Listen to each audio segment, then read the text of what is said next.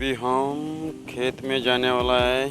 Tractor पे धान load करना है। तो ट्रैक्टर तो खेत में चला गया, अभी हम खेत में जा रहे हैं। घर पे लेके जाना है धान खेत से। तो पूरा खेती है, खाली हो रहा है खेती। ट्रैक्टर बहुत दूरी पे, अभी हमें चलना है खेत पे तक, खेत की तरफ। उधर लोड कर रहे हैं 3-4 बंदे।